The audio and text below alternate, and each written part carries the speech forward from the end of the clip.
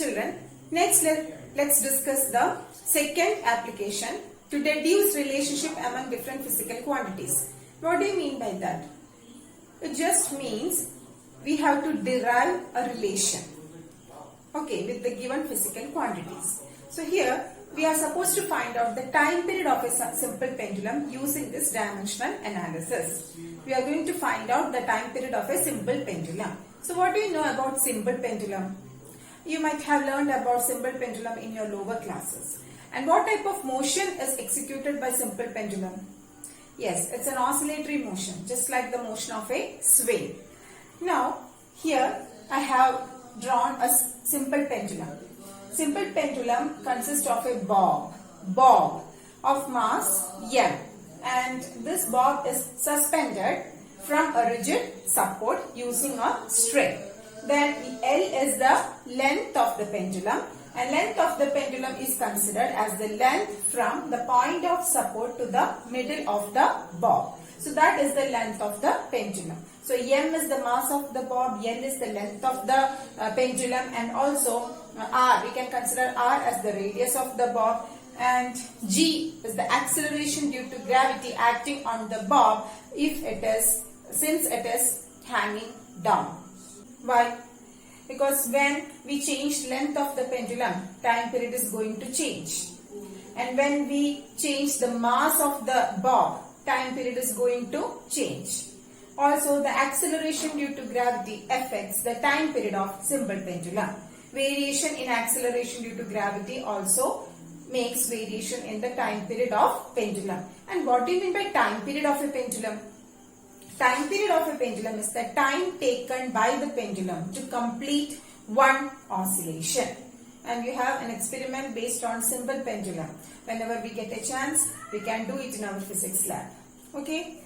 Now, here we can see, so I have already told you the time period of a simple pendulum depends upon length of the pendulum, acceleration due to gravity, and mass of the bob. And we don't know the powers to which these physical quantities are raised in the equation of time pendulum. So we don't know the dimensions. So let the dimension of L be x, dimension of G be y, and the dimension of M be z. Okay. Now just apply the dimensional form of each of these quantities. Now this equation can be represented as T equal to K into L raised to x, G raised to y, M raised to z, where K is the constant of proportionality. Okay, this proportionality symbol is removed by adding a constant K. Now, what is the dimensional form of time period T? How will you represent it in the dimensional form? We can just write this. There is no term for mass, so the dimension of mass will be 0 and dimension of length will be 0. When we have only time, its dimension is 1. So this is the dimensional form of time, equal to K is a constant, so it doesn't have any dimension. Then here we have L. L is the length of the pendulum. Length is expressed in meter, so its dimension will be L. Dimensional form will be L and power will be x. Next term is acceleration due to gravity. And what is the dimensional representation of acceleration due to gravity? It is m raised to 0, L t raised to minus 2. Then what is the power? Raised to y. Into m. Small m is the mass of the bob. So mass of the bob. Then L raised to 0, t raised to 0, because it doesn't have any term containing length or time period. And all raised to, what is the power? Its power is z. Okay. Now just equate the dimensions of mass, length and time on both sides. Then you will get the value of x, y and z. How will you equate?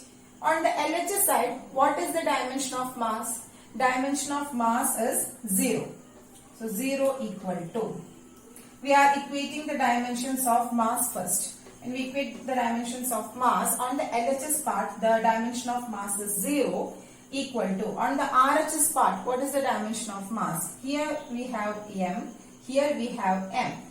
So we have m raised to 0 into y. M raised to 0 into y is 0 itself. 0 plus, then here we have m raised to z. So, okay. I hope you might have understood this step. See, if not, let me again simplify this. We can write the dimensions together. So we can write now m raised to 0 into m raised to z. So what will be the total dimension?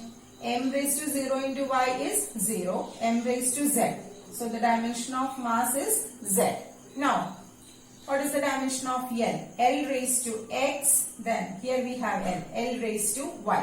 Here L raised to 0. So no need to consider that. L raised to x into L raised to y. What is that? L raised to x plus y. Okay. Next, what is the dimension for time? T raised to minus 2 into y.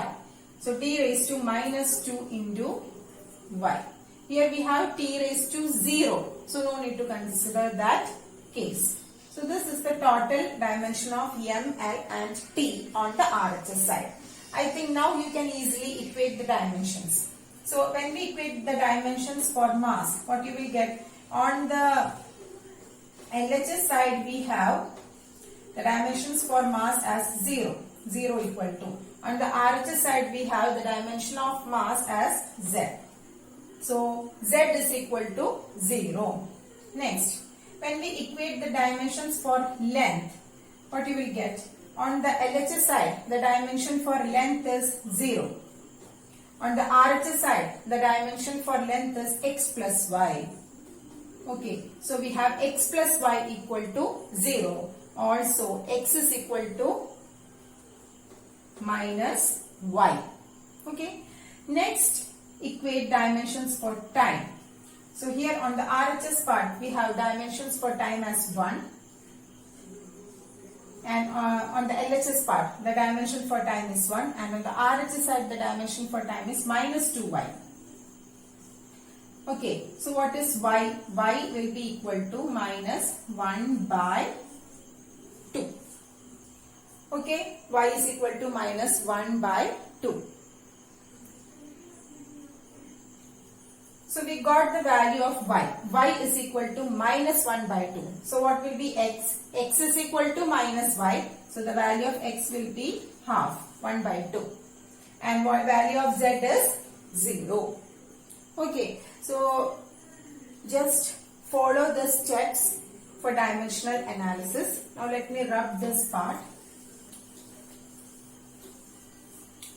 Okay, after that substitute for x, y and z in this equation. Equation number 1. Let this be equation number 1 and substitute the values of x, y and z in equation number 1. So what you will get? You will get t is equal to, not equation number 1. Let this be our equation number 1.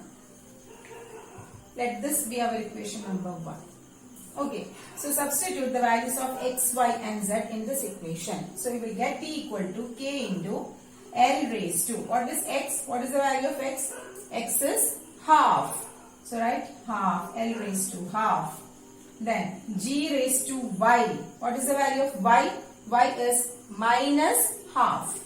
So minus half into m. What is the power of m raised to z? So what is the value of z? Z is 0. Okay. Now time period t is equal to k into L raised to half, g raised to minus half. So can we write like this? L raised to half by g raised to half. And m raised to 0 is 1 equal to k into. What do you mean by L raised to half? L raised to half means square root of L. So here we have square root of L divided by g raised to half. G raised to half is square root of g. Okay. Then we can write the square root as common. So you will get k into square root of L by g. So now you got an expression for time period of a simple pendulum. What is that? K into square root of L by g. And this value of k is experimentally found to be 2 pi. the value of k is experimentally found to be 2 pi. So what is the time period of simple pendulum? It is 2 pi into square root of L by G. So we have derived an expression to find out the time period of simple pendulum using dimensional analysis.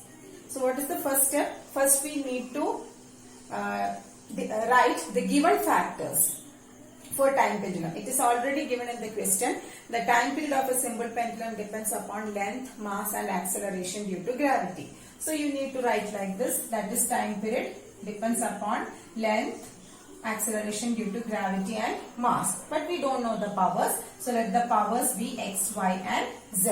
And this proportionality symbol is removed by adding a constant k.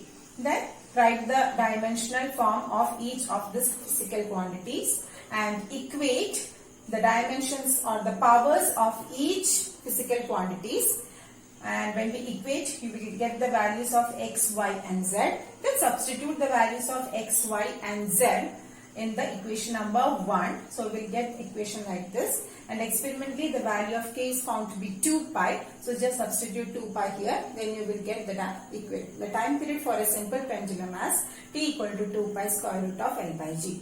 So like this you can apply dimensional analysis to find the time period or to find the relation between different physical quantities.